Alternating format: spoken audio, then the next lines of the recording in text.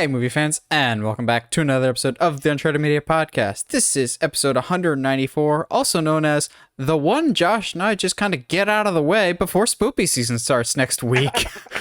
More or less, because I'm just like, all right, we can do this, we can do this, we can do... Oh, crap, we got to wait until October to do those topics. And also, bust out the new graphics and the new intro and everything else. That always makes me happy.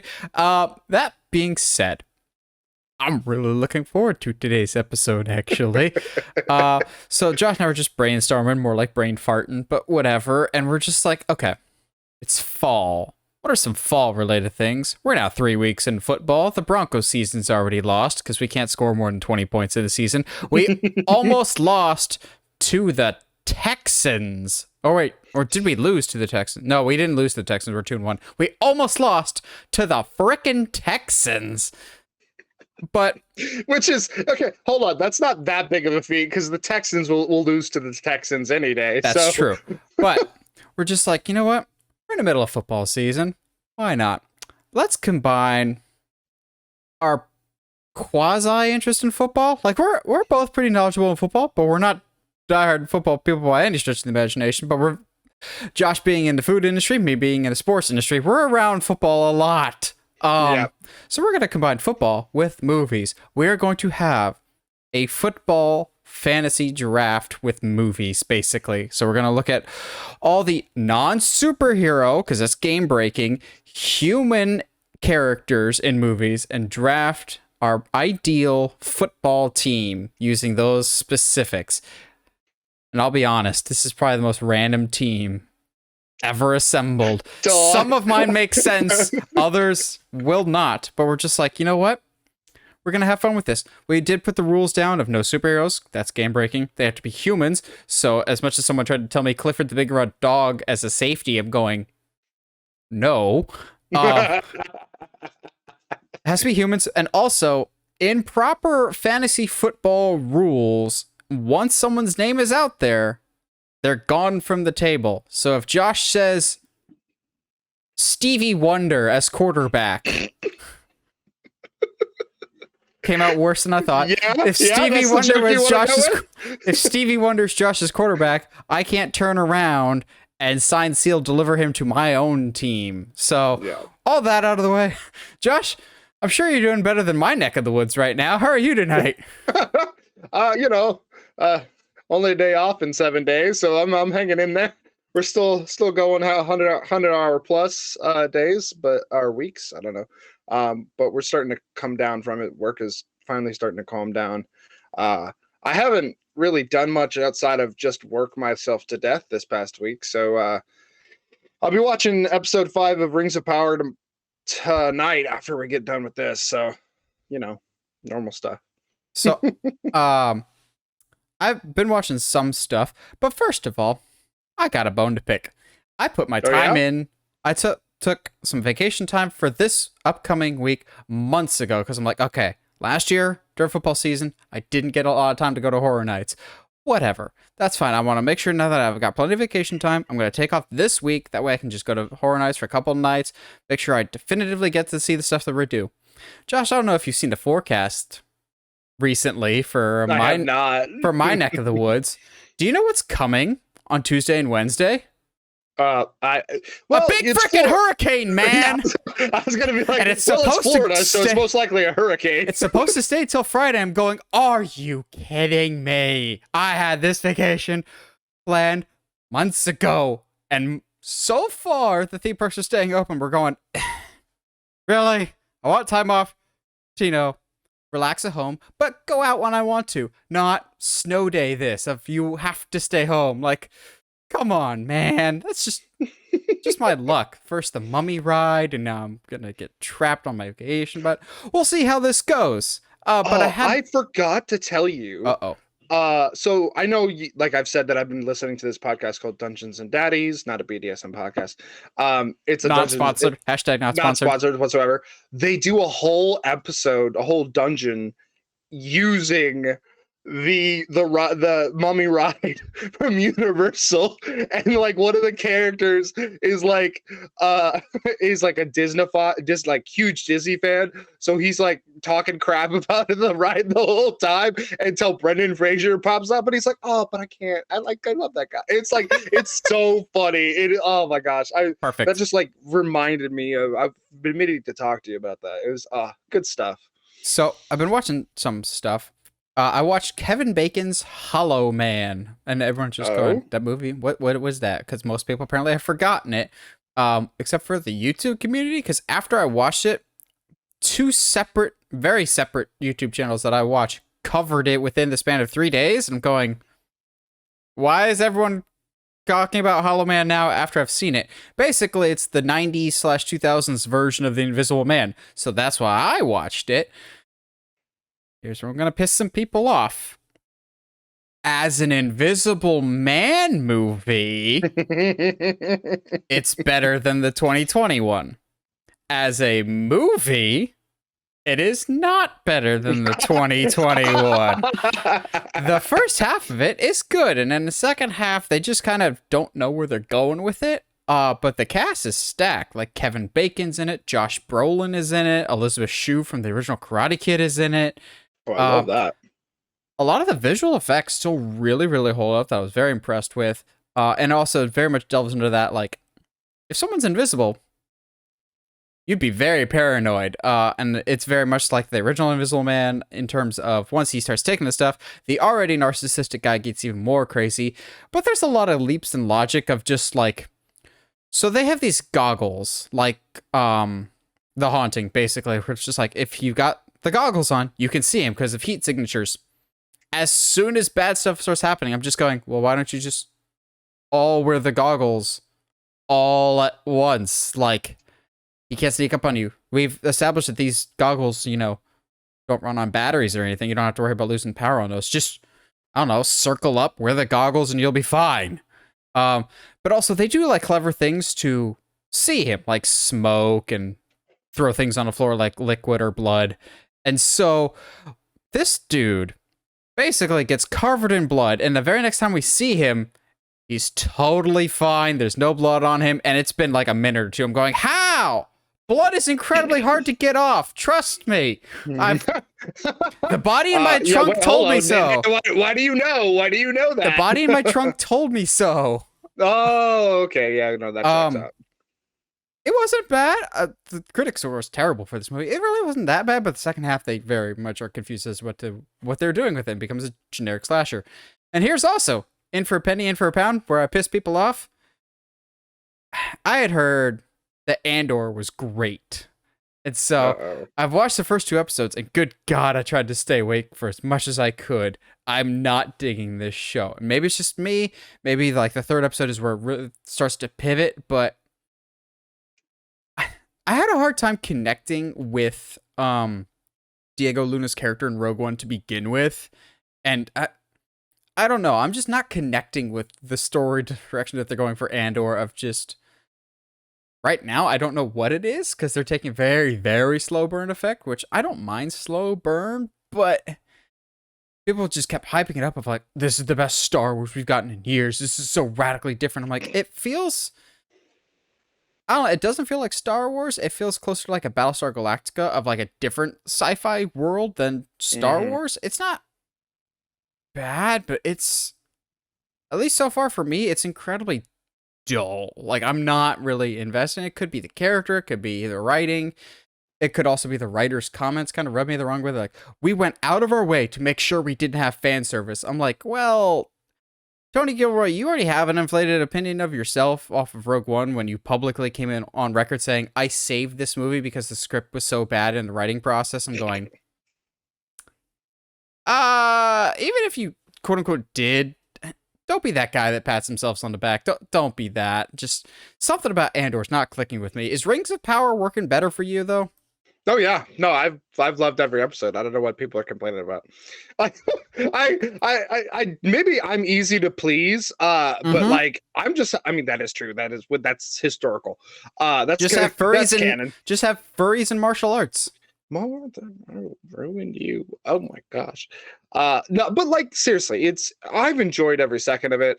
Like to the point of like again, I don't know what other people are kind of like I understand, but also like just shut up and enjoy. I guess I don't know because like at the end of every episode, I'm like, oh man, no, I wanted more. Like we were, oh come on, I gotta wait another week. Like to the point that I think it unless something absolutely terrible happens in the next few episodes, I will probably go back and rewatch the entire series just so I can experience it all in one go. But yeah, Are they I've supposed to been be loving 10 it. epi-sodes?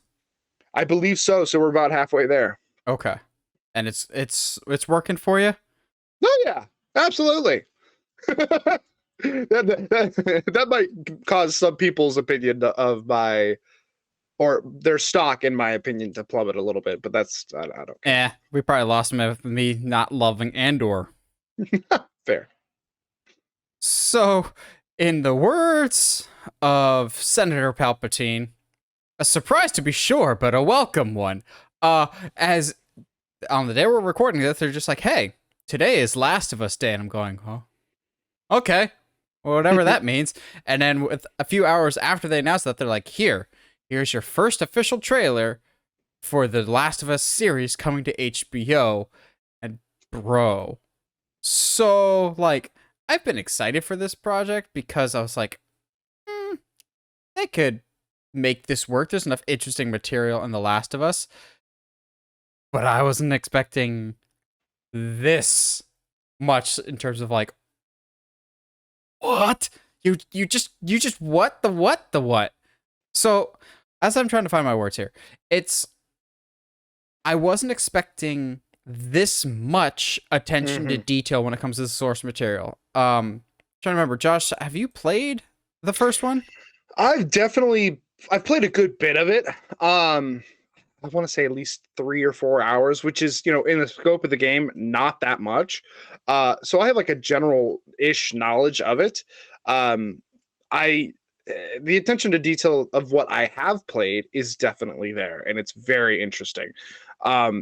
Seeing what the actual the clickers look like, because they don't call them zombies, right? They're like straight up. Yeah, they're clickers. Yeah, straight up clickers. Straight up clickers.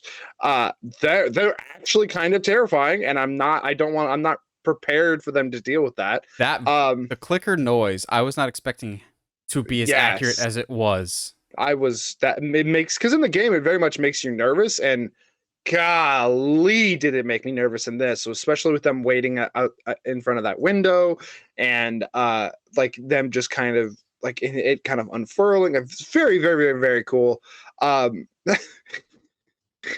Pop, our boy Joel. Gosh, I feel so bad.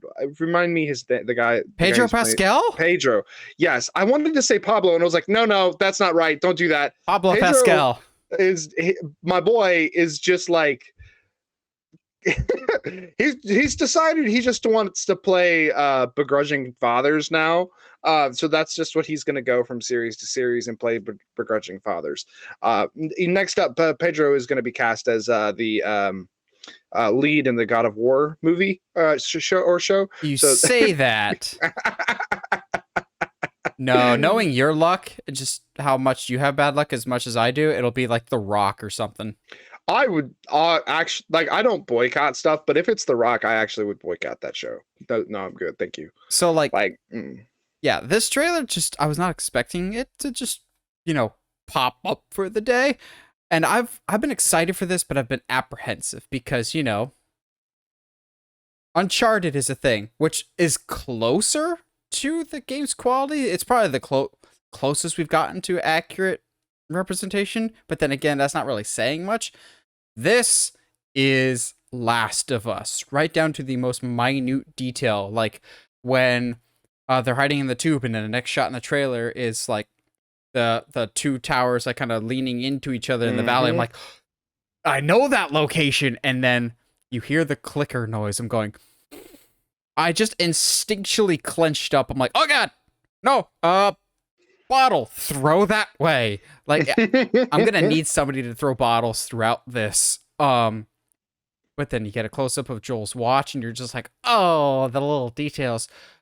He's wearing the exact same shirt from the intro to the game when he's helping his daughter, who I'm sure I will live a long and fruitful life.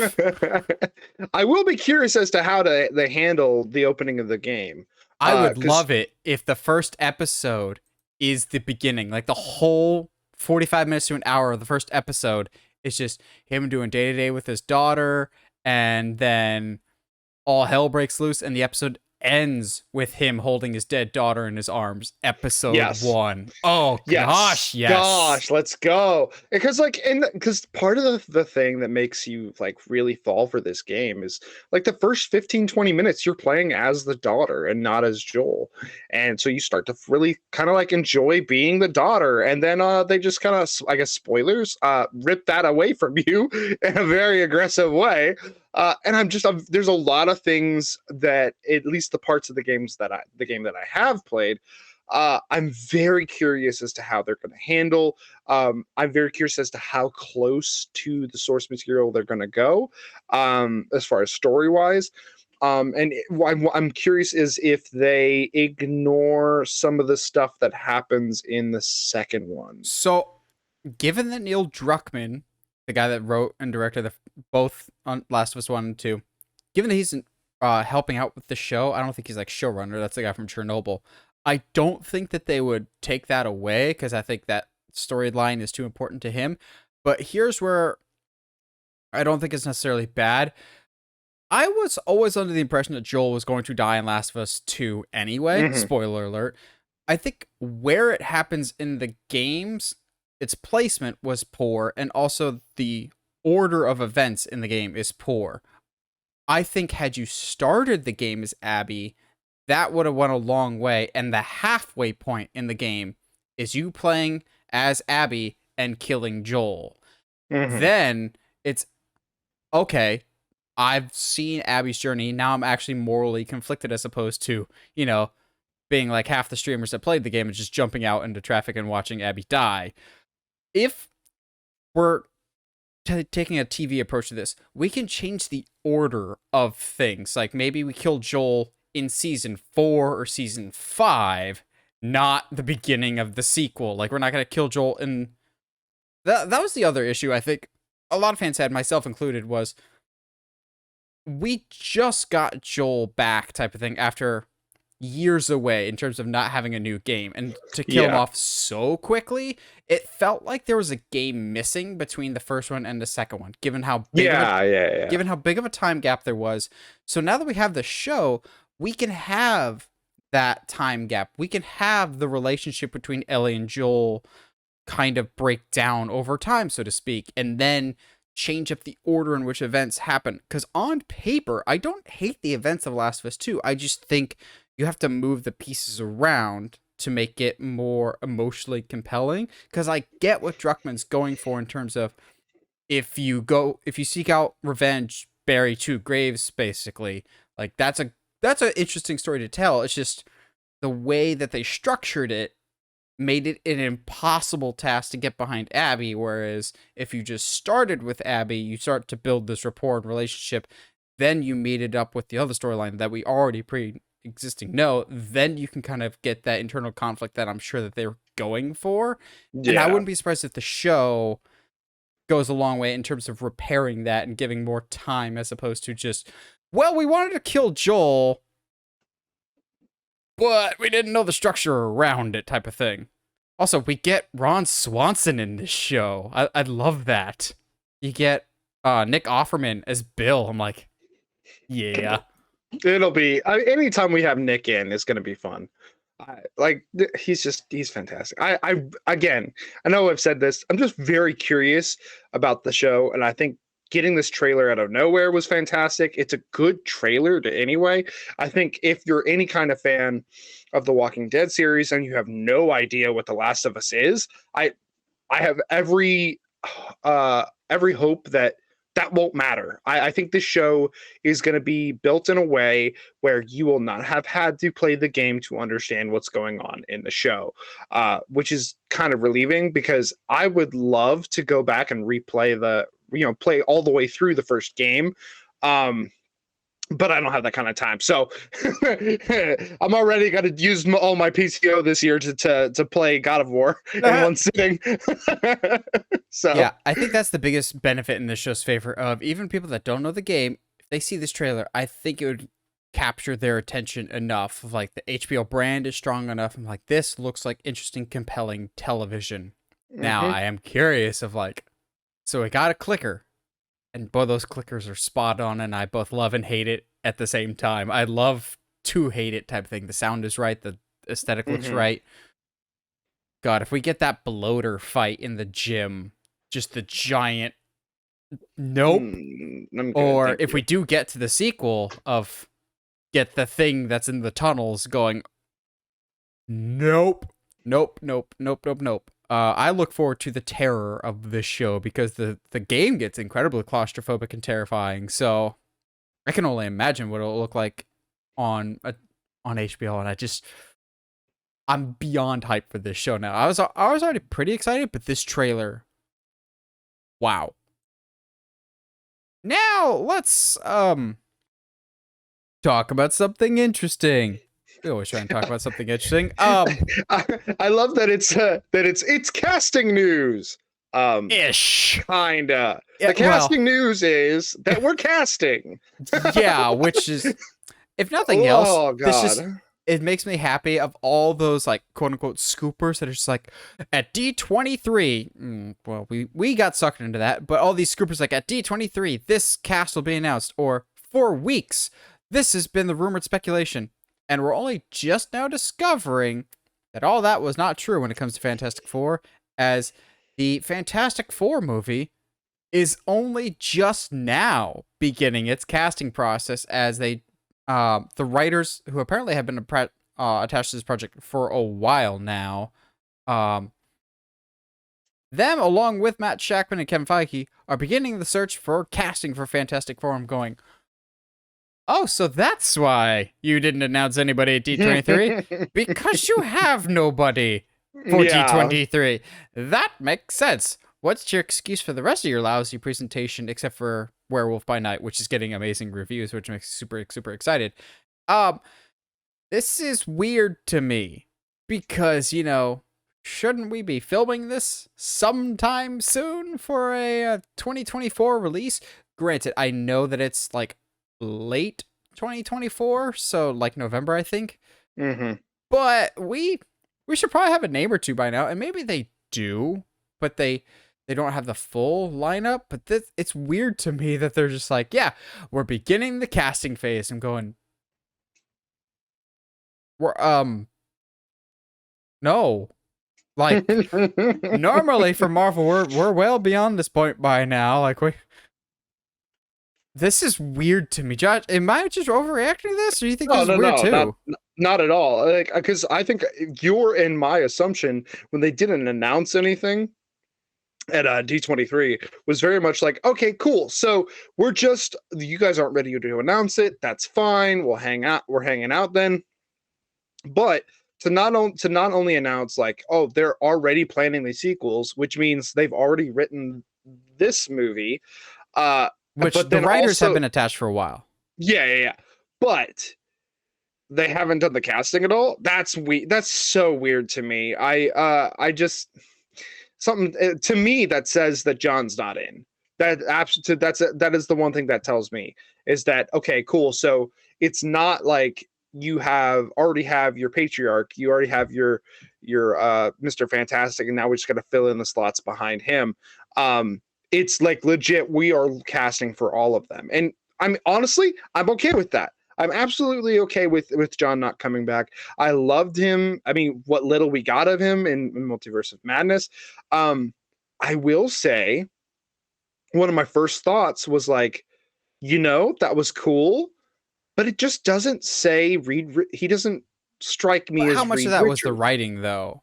That's fair, but like there was something about WandaVision. I would make the case that in the Multiverse of Madness was not particularly well written. So like anybody in that Illuminati lineup, I'm just like, I don't know if I can hold that against you just because you all felt very shoehorned in there.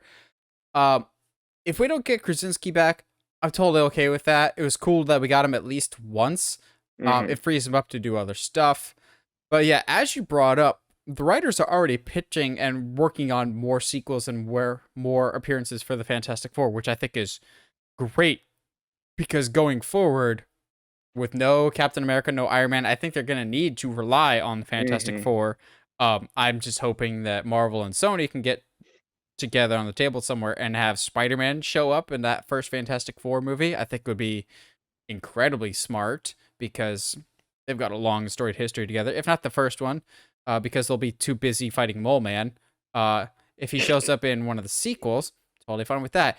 If we get future Foundation suit Spider-Man, Oh boy. I'm a sucker for the traditional red and blue Spider-Man always.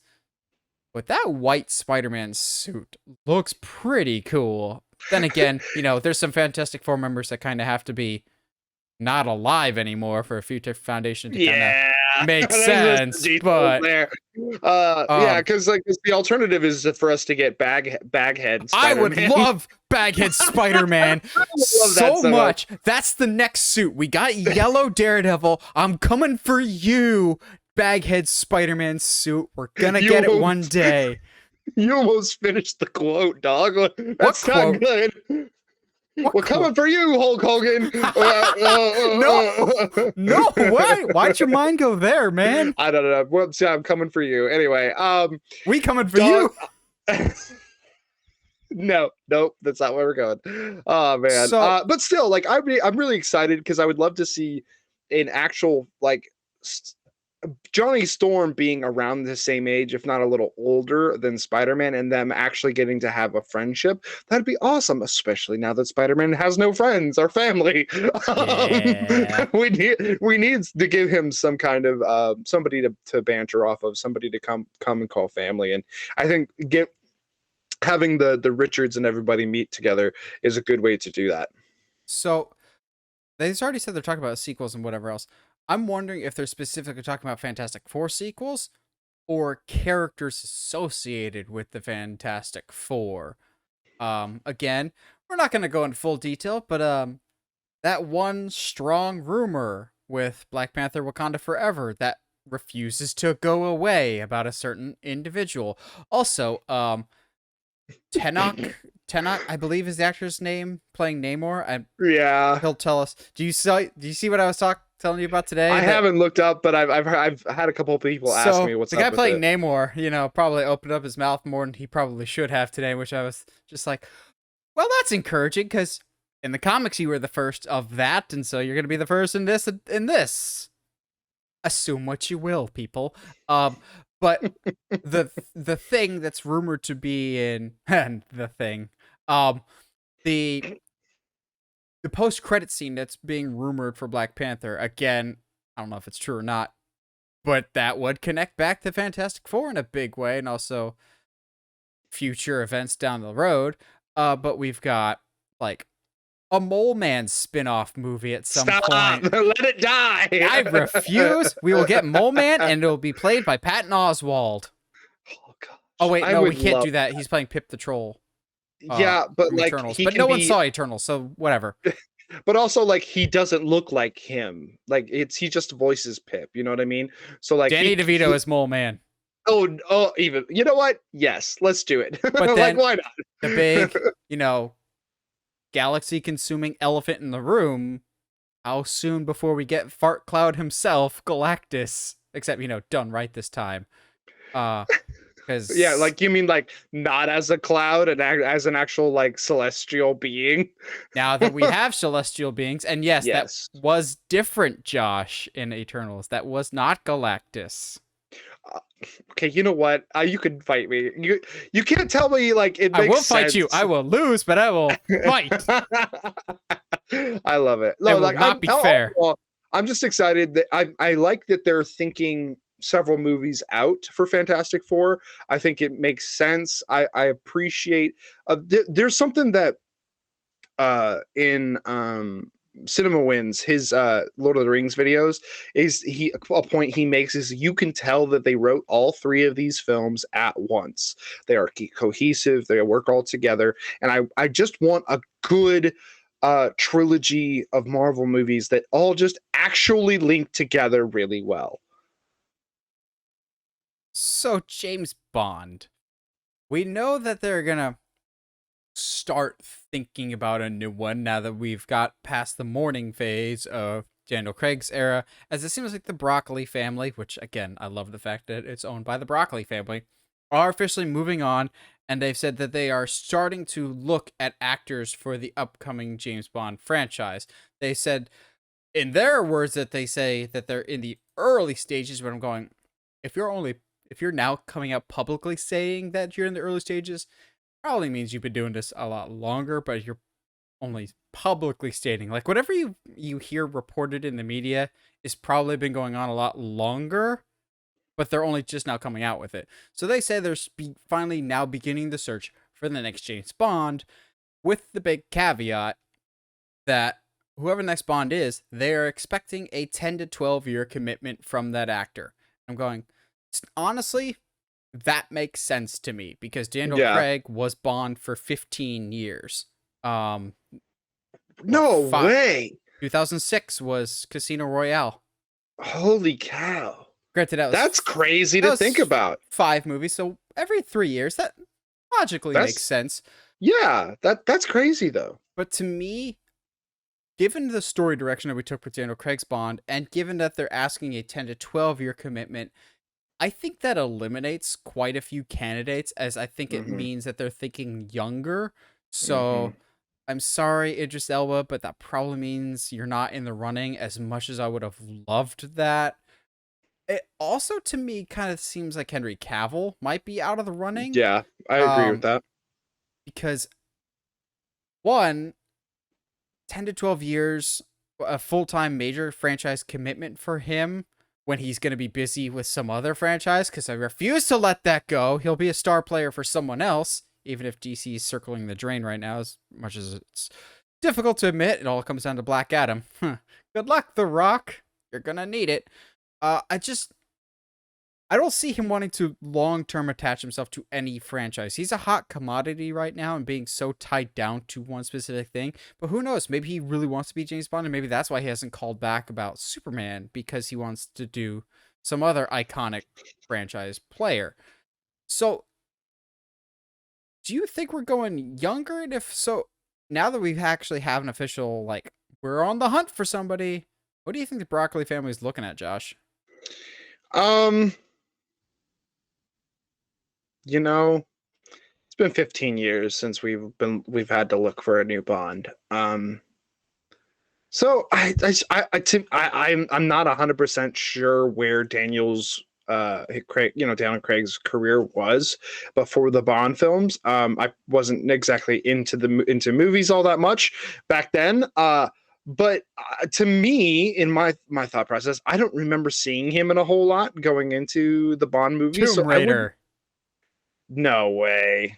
Yeah, he was in like the second Tomb Raider. That's crazy. Okay. Regardless, I just don't remember him being in a lot. So what I'm saying is I wouldn't be surprised if they do somebody who is up and coming, who is, not as well known to the wider mainstream audience. Who knows? Maybe they'll go with a female. Who knows? I don't, No, they will not go with a female. Barbara Broccoli herself has come out and been like, yeah, we're not doing that. We might do more female-centric stories within the Bond universe, but Bond himself will never be a woman. I'm going, cool. Can we at least tone down the womanizing, at least, for this new person? just a smidge. Or if he does, hook up with a woman, just let it be a woman that he's willingly hooking up with. Don't know. What a novel concept. Yeah, the Broccoli family seemed really steamed over those rumors. Leave those to me. Okay, so, I just Googled British actors early 30s, because that's going to give me weird results later. Daniel Radcliffe. Josh and I would love it, but I don't think for his own mental well-being, I don't think Daniel Radcliffe wants to be attached to another big franchise. Okay, but consider this. A 5'7" James Bond.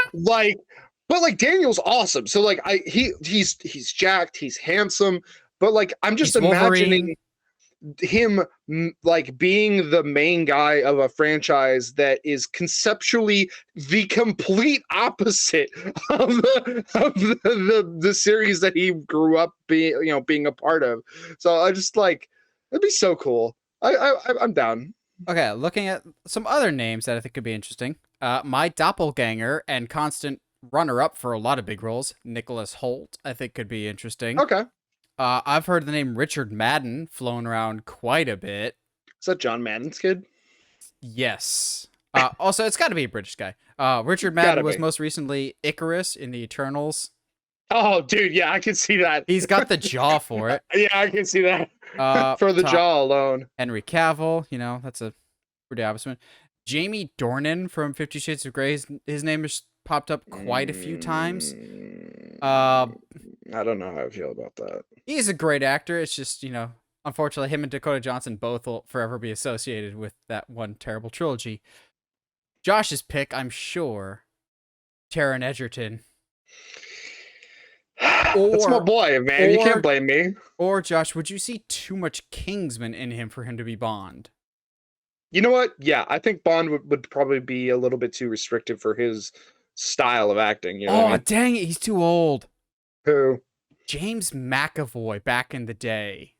That could be probably, fun. In terms of starting a new Bond franchise, he's probably just a hair too old, but James McAvoy, slept on actor. He's great. Although, he might be showing up later today. We'll say that. Yeah, I wouldn't doubt that. Oh, man. Well, yeah, like there's just, I think there's a lot of people that they could go with. The dude from Bridgerton, Ray J. Also true. Yeah. I know his name gets thrown around a lot. Yeah. Like he's for some reason there's betting odds on who the next Bond is. Like no way. There is actually betting odds, and I'm going, why would you bet on that? And supposedly him, Cavill, and I think Tom Hiddleston are like the front runners. Yeah, so I wouldn't be surprised if we don't get any official casting until like next year at the earliest, probably. And then they'll probably start filming sometime, maybe I bet you then they'll start filming until like early 2024, but who knows? Maybe they've got some other stuff in the works. It's just a matter of like how much longer do we want this like between Bond movies thing to go? Because like I don't know.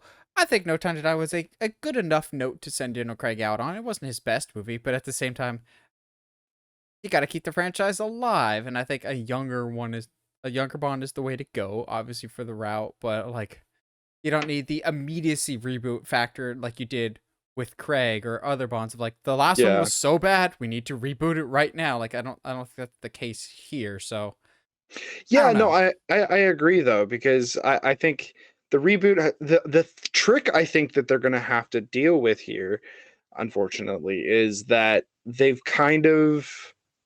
not confirmed anything, I guess, but they have made some allusions to how old Bond actually is. So is this James Bond that we're bringing in the same Bond from Quantum of Solace and how much of this is a reboot? Because No Time to Die ended pretty definitively.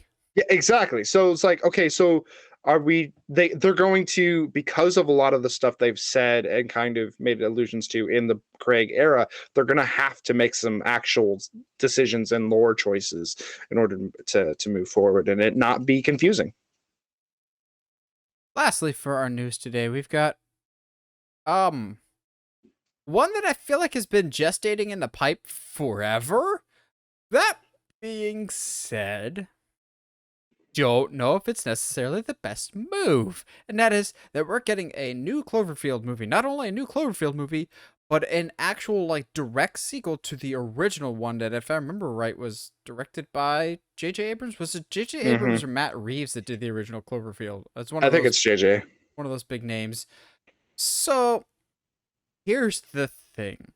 At least for me personally, there are 3 movies in the Cloverfield franchise right now. I like one of them. There's 3? Cloverfield, 10 Cloverfield Lane, Cloverfield Paradox. Oh wow, I completely forgot about Paradox. I was like, yeah, man, they're last. In my head, I was like, I mean, I'm excited. The last century was pretty good with 12 Cloverfield Lane. 10. Uh, yeah, 10 Cloverfield nah, Lane. it's 12. Um, That's the sequel. John Goodman's neighbor. And it's Billy Crystal. oh my god. So because here's the question though, right?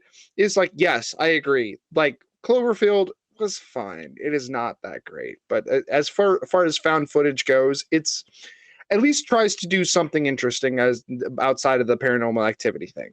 Um, 10 Cloverfield Lane, fantastic, incredible drama, incredible thriller. The story's incredible. The even the to the ending where you kind of reveals that yes, this is, you know, in the aftermath of the Cloverfield attack.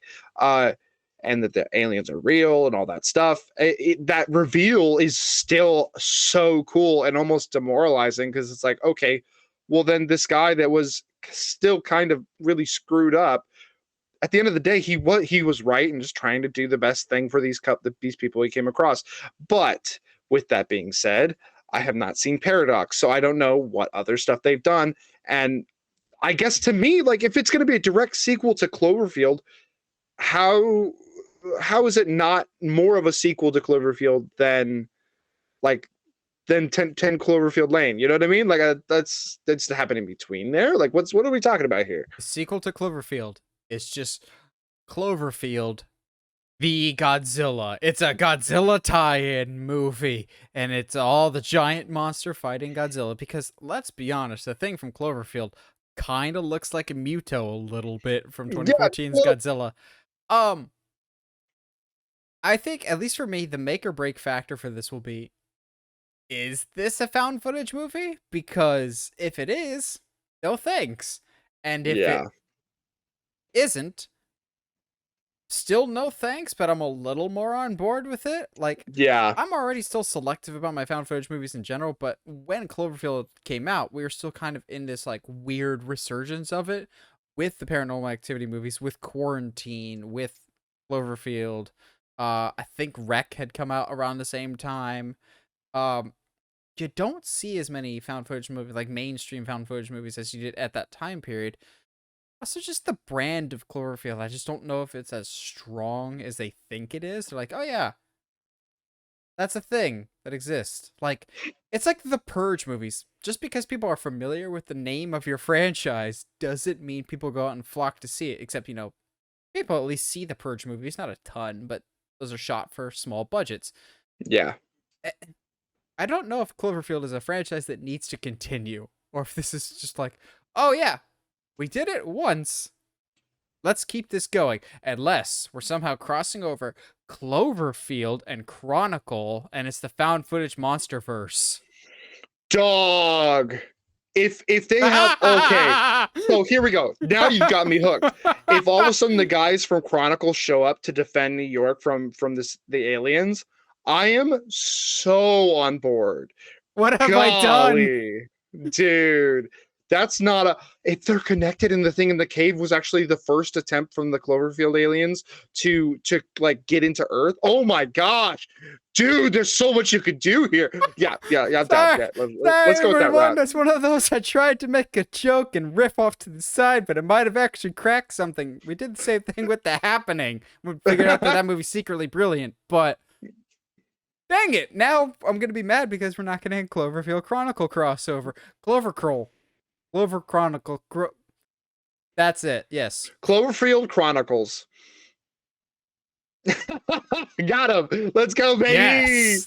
Yes. Oh my gosh. Let's go.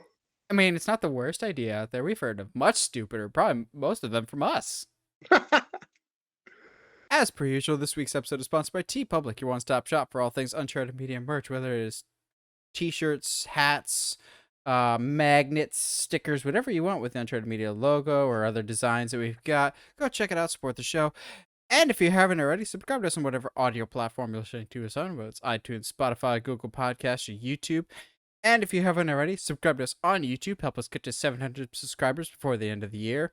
By my estimations, we'll probably get there sometime in October/November-ish. So I'm just going to put this out there now, Josh. even if we get 700 subscribers like middle of October, I'm still probably gonna have us do Darth Jar Jar in November just to push it there, just so we can still get all of our October Yeah. stuff out of the way, and also so we can do the most amount of research possible for this Darth Jar Jar thing. So help us get to Darth Jar Jar before the end of the year. But all those commercials out of the way.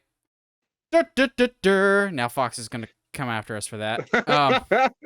Fantasy football time. Fantasy movie football. So at least for me, I did not really, minus like one or two people, I did not include people from football movies.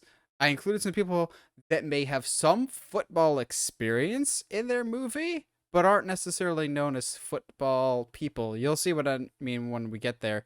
But in proper draft fashion, once someone's name is on the board, they're on the board and no one else can use them. So again, Stevie Wonder's Josh's quarterback. I can't have Stevie Wonder as my quarterback. I'm gonna be straight with you here. Nobody on here is I've done is I've got specific characters from specific movies, because to me there's no way that we were going to get into this situation and I was not going to make it. It was not going to do it to make jokes and only jokes. So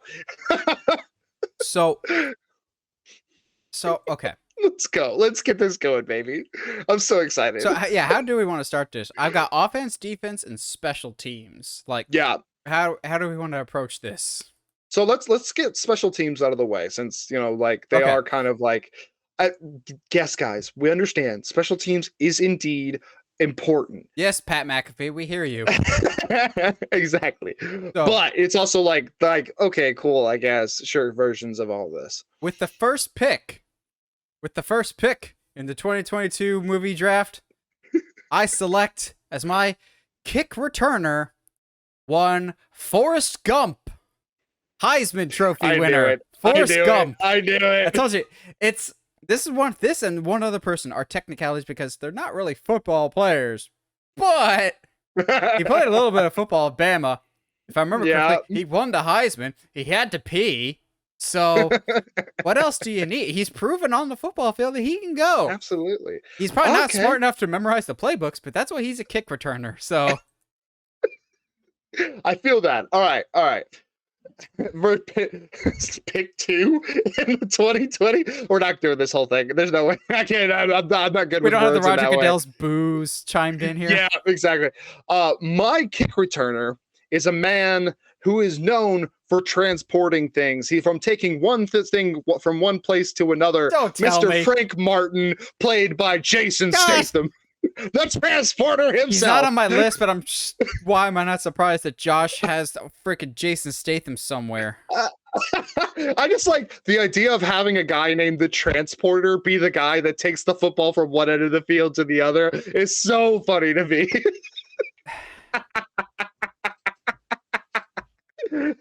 There's no... Our approaches are going to be so radically different for this. Josh, oh, absolutely. Josh, I'm sure, just hunted for this. Also, again, caveat, these all have to be human characters and not superhero characters at all. Human, everyday, ordinary humans for the most part, and Jason Statham. Josh is looking at this from comedic purposes. I'm looking at this of moneyballing this, of getting the right pieces and trying to win this game that will never happen, which is why my kicker/punter, because I'm just going to have him do double duty, Errol Flynn's Robin Hood, under the assumption that he can kick with his leg as well and as accurately as he can shoot a bow and arrow. I'm assuming that his archery skills, his skills of accuracy, translate to other, like Hawkeye, in terms of Hawkeye can be accurate with other things. Like when he's just like, hey, how's retirement? I played a round of golf, played 18, shot 18. Then I went back home. I'm assuming that's how Errol Flynn's legs work. They just go in a specific direction, and that's where the ball goes. Doesn't mean he's got a powerful leg, but I'll take an accurate leg over a good leg any day. I feel that. All right. My kicker is the man who Nathan hates. Oh, gosh. He can kick the highlights straight out of your hair. Scott Pilgrim for my kicker. for your kicker? He Why kicks a lot kicker? because he's got a great leg. Have you seen the movie? He only has Great a leg. good leg. He's got a good leg. Doesn't have two. He's just got a good leg. A good leg, exactly. He won't be the only person who's got only good thing of one particular body part. That came out weird. That reminds me of The Longest Yard with the hammer. Oh man. Okay, yeah, but no, Scott Pilgrim. I just feel like the guy can fight. So and kickers are known for just get you kick the ball, but if they return it and it comes to you, you got to be able to knock the guy out. And we all know that Michael Cera is known for knocking people out. Oh man, maybe I should have made him Ezra Miller. Oh. Wow. Woo! Let's go. This is going so much worse than we thought. Do you have any other special teams guys or? Nah, those are the only ones that matters to me. Okay, I got some fun options for defense. So, yeah, let's go. I'll bring up my first defensive lineman to the table that I cannot take credit for this. One of my coworkers brought this to my attention, but technically, yes, they're still human. Bill Goldberg in Santa's sleigh. That's That boo. That is not cheating. That is a Someone human. boo this man. That is not cheating. He plays a football player in Longest Yard. Yeah, it's a different Bill Goldberg role, though. Santa's sleigh, he's so much more powerful in that. Also, he randomly sings Ludacris to an old woman as he says, "Move, get out the way." And I'm going, what is this movie? So yes, we're going to have Bill Goldberg as an evil, demented Satan/Santa on our defensive line, coming straight for your quarterback. That's the first of my defensive guys. My other defensive lineman, Jason Voorhees. Now, boo. Pick whatever incarnation you want, so long as it's not like, weird, misshapen head kid Jason. Although, no, that's horrifying. No, he would be the football. He's the football in this game. You're just tossing the Jason. That's people are getting a real picture of our sense of humor here. All right, my defensive lineman, I've got my first one, good old Kingpin, played by Michael Clark Duncan. Wait, that's a comic book character, but he's not a superhero. That is so cheating, and you know it. I specifically gave you parameters. Jason Voorhees is technically supernatural, so that's cheating too. Not until part 6, he's not. Pick another Michael Clark Duncan movie. Go with the Green Mile. Okay, I don't care. Green Mile, fine. Michael Clark Duncan from Green Mile. Sure. There you go. That's better. Oh man, that might actually work better, and I don't like how much better that works. The field is green. Oh man. My defensive back. Well, geez, now I'm questioning if any of my defensive line counts at all. Because for my defensive back, I have Carl Urban from Judge Dredd, where he's like that definitely did not count. I mean, he's not a superhero, but yeah. Fine. You know what? Let's go Carl Urban from Lord of the Rings. Let's do that. Yeah. Let's do cats. Just a big scary Carl Urban somewhere on your defensive line. Yeah, I just want that. I just in the backfield. You wanted Carl Urban, okay? Yep. And I've got it. I've got my safety, because we talked about doing safeties, and I got permission only because the only reason I want him here is for the joke. I have Drax as my safety because nothing will go over his head. He will catch it. I gotta be honest, Josh. When you told me I'm gonna have Batista somewhere on my list with Drax, just for a joke purpose, I was expecting better from the joke department. Wow, that's kind of low-hanging fruit. It's just a little too easy there. Okay, so I've got my defensive back / linebackers, my cornerbacks, and my safeties. For safeties, we're gonna go with the Water Boys, Bobby Boucher. Get out of here. Because when pissed off, he's unstoppable. And also, his fellow safety in the backfield, I don't know why, but just like, you know what? I could see this guy playing some football back in his day. Apollo Creed. I don't know why, but I was just like, he could also be in the Yeah, that backfield of the works. football field somewhere, because I need my cornerback to be Rambo, a guy that's just gonna wait and pick you off. Oh man, it would work almost as well if he was your nose guard too. Could be like, he's there to draw first blood. Because with your cornerback, you need somebody that can be fast, and half the Rambo movies are just him running. So I can see him being a defensive threat. He can blow somebody. Maybe not blow somebody up. That's a wrong word for this situation. I mean, actually, that fits for Rambo, but don't blow people up in a football field. That's Bane's job. Rambo just screams cornerback to me. It just makes a lot of sense. Now for my defensive back / my lineman. Dwayne "The Rock" Johnson as Luke Hobbs from Fast and Furious. Yeah, that's... Yeah.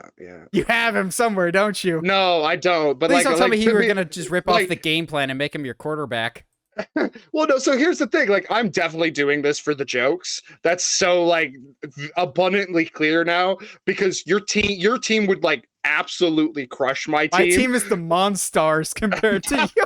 Yeah. I'm the Looney Tunes in this situation. But hey, the Looney Tunes the longer still we won. go, I think the more and more, I don't think we're going to have a problem with getting each other's picks. Clearly, as my other defensive backs / lineman, Victor Drago from Creed 2. Yeah, we're definitely not going to have a problem. I just want to see him just lay somebody out on a football field. Like, they just catch a route in the middle of the field. Bang! Just death. And then lastly, this person will demolish anybody on Josh's offensive line, and they are not a comic book character. Yeah. James McAvoy in Split, the Beast. That's your quarterback. That's your nose guard. Imagine just like this little man who's got all this speed and strength, who just goes around the edges and just knocks the crap out of everybody. And then he would be the one player that just takes everything way too seriously. Like, we're playing flag football, and he'll be the one that just bum rushes and just hard tackles. That's do you know who Brian Cushing is? Yes. The guy who headbutts other people with no helmet on. Like, that's James McAvoy. It's better than Myles Garrett, just attacking people with a helmet. So now I'm very curious about Josh's offensive line. I'm curious about Josh's offensive scheme here. My offensive scheme is a joke. Quite literally. All right, dog. Let's start off with our my offensive line. I don't really have a full line, but I want it led I got one guy. And that man is Lee Abbott, played by John Krasinski in The Quiet Place, because he will literally die for his quarterback. That's the best you could do. He's starting to sound like my parents.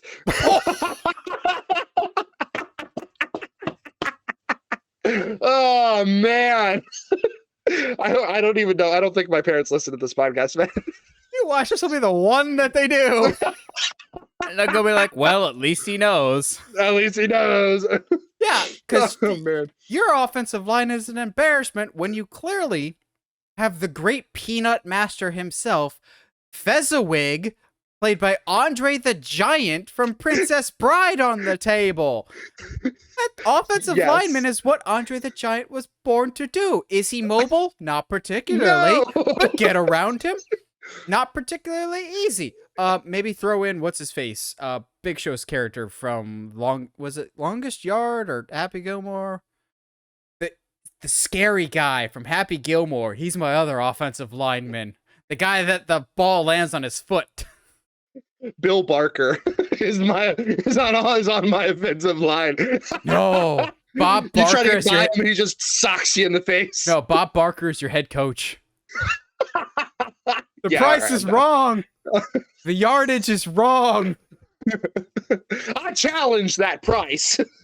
Okay. Oh man. Next up is the first name that I thought of, like, at all. And then the more I thought about it, I'm like, it's a funny joke that I didn't even think of at the time. My tight end. So, what you're saying is we got a game plan, a plan for the game, a game plan. Oh yeah, it's all coming together now. Oh no! Kronk, Oh Kronk from no! the Emperor's New Groove is my tight end. And then when I thought of her for more than 2 minutes, I'm going, his name rhymes with Gronk, who was the tight end. That was, I swear, totally unintentional, but that just adds to it. Because, okay, let's systematically break down why Kronk would be one of the greatest tight ends in the history of football. He already has the... Something I never thought I would ever hear uttered. Ever. But it makes sense. Yes, he's already got the build. He's very top heavy. He's got very small legs, but he's built like just a brick house. He will level people out. He is not the sharpest knife in the drawer, just like Gronk in real life. But he's smart when it matters most. Look at him being a chef. Josh can appreciate this. Kronk was a brilliant chef and remembered the most minute details in an order. If need be, I'm sure he could memorize a playbook. And as we saw with Yzma, he's the most loyal player in the world. If he needs to block for one of his fellow wide receivers, he's going to just destroy whatever defensive back is coming his direction. Kronk has the potential to be one of the greatest unsigned animated characters to football ever. It's an untapped market there. You're forgetting one of the other key details there. He can talk to the mascot. If he's capable of carrying Yzma all across the country with no breaks, there's no way he doesn't take the team on his back and carry it to the Super Bowl. He plays the Patriots against Gronk. Gosh, that's so good. The Gronk and Kronk connection. Stop. Yeah, who's your tight end? Ryan Gosling from Driver. He can take a hit. I'm gonna side with your parents here real quick. He can take a hit like better than most people. He can hit back just as well. He's quick. He's fast. He's smart. Everything you need in that tight end in my limited knowledge. Also, I just I was thinking about this actually before we were thought doing about something with this. I know, right? Technically speaking, I could have Ryan Gosling at every position, just from separate movies, including I think the runner up here is having Ryan Gosling from Nice Guys sing the national anthem. Because I just pictured when he gets his arm snapped and he screams like a little girl. I was like, yeah, hey, there's our national anthem singer right there. You don't think about him in La La Land where he sings? That's not where your mind goes? Yeah, no, you think of his arm snapping in The Nice Guys. That connection would have required me to see La La Land. So it's not bad. Ending kind of loses it a little bit. A little bit. But yeah, I got Ryan Gosling from Driver as my tight end. Who's your running back? Oh, gosh. Not the only female on my team. Claire Daring, played by Bryce Dallas Howard from Jurassic World. Because if she can outrun a T-Rex in heels, she can outrun everybody else on the field.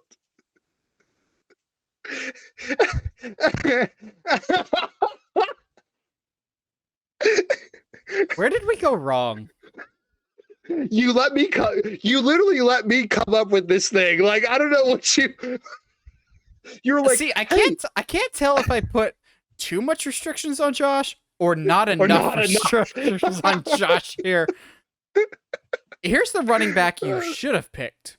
And it does this counts because he's not in a football movie. He's in a baseball movie. That's different. From Major League, Willie Mays Hayes, the guy that stole over 100 bases in a single season. He would be like Kansas State's Deuce Vaughn. He would just be so fast, just cut right up the line. No one's gonna catch Willie Mays Hayes. And also, I'm sure he's got some great blockers like Andre the Giant. As we've already established, Kronk would have his back. I'm sure he could just like, put little Willie Mays Hayes on his back and just run backpack style like Emperor's New Groove.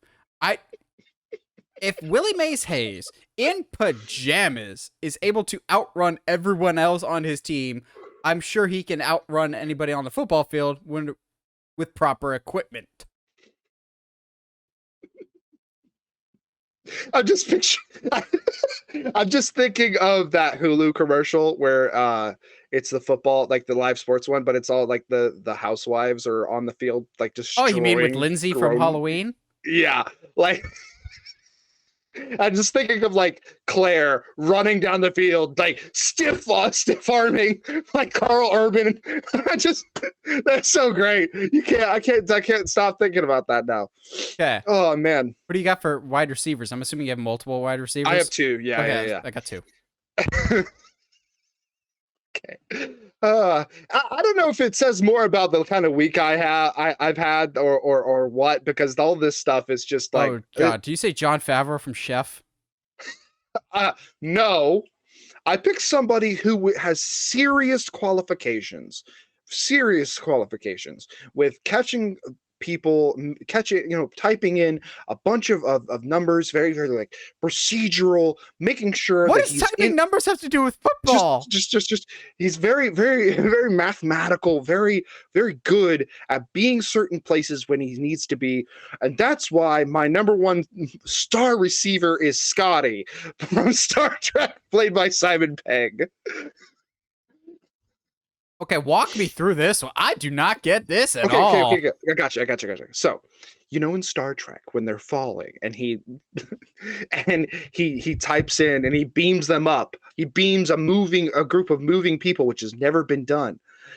So, much like he can catch people with the tractor beam. He's sitting still for that, though. There's no athletic ability. His hands are like tractor beams and catching footballs. I got you. See, we circled all the way around. Does your back hurt from that stretch you just did? I don't have a backbone. Yes, Josh is spineless. I am for a lot, because a lot of these jokes are absolute garbage, but they're making me laugh, and that's all I care about at this particular moment. Please tell me your other wide receiver's better. I mean, she absolutely is. She definitely has the qualifications. She'd probably be the scariest person on the field. Just, a character played by Mila Jovovich, Alice from the Resident Evil movies. So, nice to know you have at least one player on your team that fills that spot of check the back of the jersey and go, where did we get you from? Oh, yeah, that trade from that other team that no one remembers where you played before. I don't think anybody on your fan base would know who that is. Just going, it's everybody her name knows was who Alice. Mila is. There's no way nobody knows who Mila is. She's fantastic. I just come on, that's so great. What's your rationale for this? I just see her be like, I had a whole joke lined up and I completely forgot it, so it's fine. I just like having her. I needed a scary wide receiver and something about her. Oh, I got it. Okay. So she's really good at jumping and shooting and stuff like that, and jumping and catching zombies off guard. So she'd be great at jumping and catching footballs. I don't know why you're trying to do a high five on your. For our audio listeners, a high five is when. And Josh is dipping into his bag of homeschool jokes with that. Okay, get out of here. That's below the belt. And dog. I thought my wide receivers weren't particularly strong. Man, don't talk about Alice that way. Both of my receivers would be much better than Alice in a game of football. First of all, we've got just your average, everyday guy that could be somewhat decent, I'm sure, at catching a football, even though he's caught other things instead. And he's very average. He's an average Joe. Peter LaFleur from Dodgeball. I hate you so much. because he's mildly athletic and can catch a ball once or twice. And if you can catch a ball, you can catch a football. That's what they say in the movie. That's the exact quote. That's the direct quote. Yeah. If you can dodge a wrench and you can dodge traffic, you can dodge a lineman. That's what they say in the movie. That's the quote. Yeah. Peter LaFleur is like athletic enough that honestly, I thought he was going to be one of the weaker receivers, but looking at Josh's lineup, he's like a Pro Bowler compared to Josh's wide receivers here. Okay, but I think having both of our teams go head to head would still be hilarious. Oh yeah. It's like when they randomly will do like professional baseball teams against college baseball teams, and they're like, it's gonna be a competitive game. Will it? My other wide receiver, the one I'm much more confident in, Channing Tatum in 22 Jump Street. Okay, but that's okay. Yeah, that's fair. He doesn't technically play football in that movie. Okay. Exactly. Yeah, he's a strong football candidate. He's good lord. I'm dying. These jokes are killing me. You're just dying on the mic. Yep. Now I'm very curious about who your quarterback is. I'm sure if I had 1,000 years, I still couldn't guess. You know what? I want you to guess because I don't think you'll get him, but I think you'll laugh. I think this one will genuinely give you a laugh. Why do I think my brain automatically goes, Josh is gonna pick something stupid like Ace Ventura for his quarterback? No, sir. I'm going with Reggie from Lady in the Water, the guy that only works out one arm. There's no way that arm is not an absolute cannon. So that might be the first logical thing in terms of like actually presenting an argument for a strong athletic player that Josh has presented in this entire episode. That actually makes sense, assuming he's right-handed. Can you imagine? He is. I checked. If you just work out with your right arm and you're still left-handed. Honestly, that'd be hilarious. That'd be even funny. That's his stiff arm. He's like getting ready to throw, and he just like knocks people out of the way with that massive. It's not. But Josh, you know who would be a good quarterback? You should draft instead. Who? The Butler from Scary Movie 2. No, that's a wide receiver. You want me to catch you with my strong hands? Oh man, if we're keep on that joke, was it David Cross from that movie? In the wheelchair. Oh man. Okay. Who's your quarterback? We're still doing a thing. Like everything else, I overanalyzed to death. I was just like, do I want someone that's the most athletic? I don't know if they would be able to throw. I don't know if they would have the brain to be a quarterback, which is essentially what I boiled it down to. Most of the time, in order to be a quarterback, you have to be smart. You have to be a field general. You have to see the field. And there's no one better at seeing the bigger picture and analyzing what's in front of them than Robert Downey Jr.'s Sherlock Holmes. Just imagine that slow-mo vision in that bar fight, except as soon as he snaps the ball, of just seeing the play devolve, going, okay, Peter LaFleur's a foot behind on the defensive back. He's not going to miss his route, and he's not going to make his route in time. Oh, but look over there. It's MVP All-Star Gronk. He's going to make the catch. It's too close. You've already made the switch. He's going to throw to Gronk, who switched teams halfway through the Super Bowl that both teams have made it to. So he's going to throw it to Gronk because Gronk is wide open in the end zone because Gronk don't lose. I think Sherlock Holmes would just see the whole picture, and I know some people are like, but he's not athletic. He beat up a guy twice his size in a bar fight. It's established that he's pretty well in shape. He's not the most jacked person, but you don't need to be in shape. You just need to have solid mechanics, and I think he would be able to just be like, okay, this is the proper arc that you need to throw the football with this velocity, blah, blah, blah, blah, blah. I'm Robert Downey Jr., touchdown every single time because he could just analyze the floor. And also, he would have all the time in the world to throw because he's got frickin' Andre the Giant as his offensive lineman. Yeah, okay, that's fair. My team is much like the cologne from Anchorman. 40% of the time, it works every time. And just like for Maker Man, that doesn't make any sense. Oh man, yeah. I definitely could have thought this out more, but like, It I just like the dots were connected, I guess. again.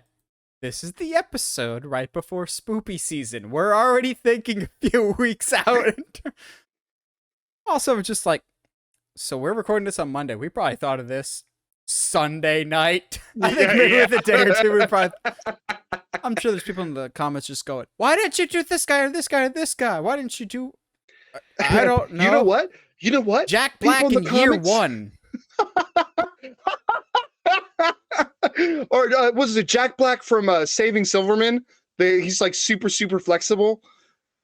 My For wide specific receiver, reasons. I change it. I changed my pick. My two wide receivers are Tenacious D, both of them. My wide receivers are Bill both the and Ted. cast from Brokeback Mountain. That's a terrible joke. No. Woo! All right. No, yeah. Like honestly, if down in the comments, if you or of the YouTube audience, totally give us your movie fantasy draft. Preferably do my version because it's way funnier. Obviously, I don't take this seriously at all. Josh is just chaos. That's Incarnate. that's just no other way to describe it. But yeah, let us know down in the comments below. What are some obvious ones that you would pick if you were making a movie football team? And as always, if you like what you hear and you want to hear more, subscribe to us on whatever audio platform you're listening to us on, whether it's iTunes, Spotify, Google Podcasts, or YouTube. And if you haven't already, subscribe to us on YouTube. Help us get to 700 subscribers before the end of the year. And as always, stay sharp, movie guys and gals.